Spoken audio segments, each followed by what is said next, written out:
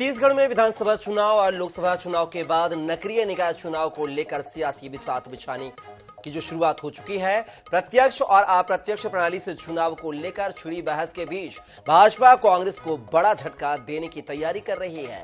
आखिर कैसे झटका देने की तैयारी है भाजपा की, कांग्रेस ने इस पर क्या कहा है, चलिए आपको दिखाते हैं इस रिपोर्ट के माध्यम से। विधानसभा चुनाव में कांग्रेस की हार के बाद बड़ी संख्या में नेता भाजपा में शामिल हुए।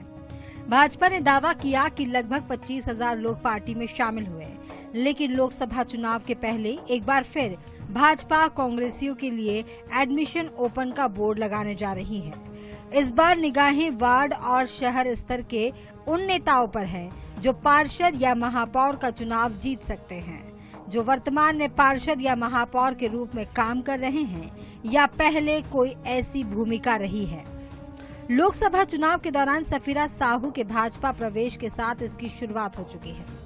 अब उप मुख्यमंत्री अरुण साव कहते हैं कि जल्द ही कई बड़े चेहरे भाजपा में शामिल होंगे।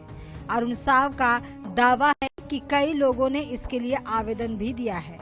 समय आने पर पार्टी इस संबंध में फैसला लेगी।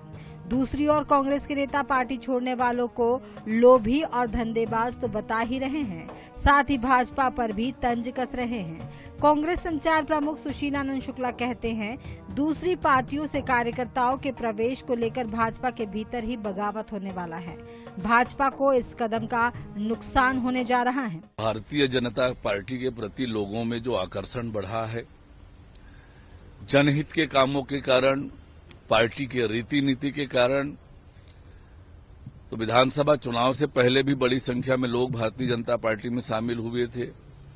लोकसभा चुनाव से पहले भी भारतीय जनता पार्टी में बड़ी संख्या में लोग शामिल हुए।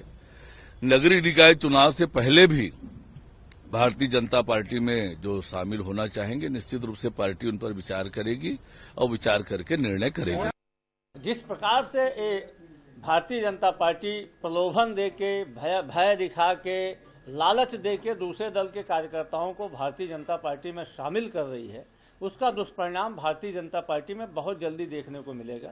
छत्तीसगढ़ में पिछले 6 महीने में कई बड़े चेहरे कांग्रेस का हाथ छोड़कर भगवा पार्टी का दामन थाम चुके हैं। अब निकाय चुनाव के पहले भाजपा वार्ड, पालिका और पंचायत स्तर पर भी कांग्रेस को झटका देने का मन बना रही है। ऐसे में इससे पार्टी मजबूत होगी या उसे साइड इफेक्ट का सामना करना पड़ेगा, यह जरूर देखने वाली बात होगी। रायपुर से INH 24/7 के लिए गौरव शर्मा की रिपोर्ट।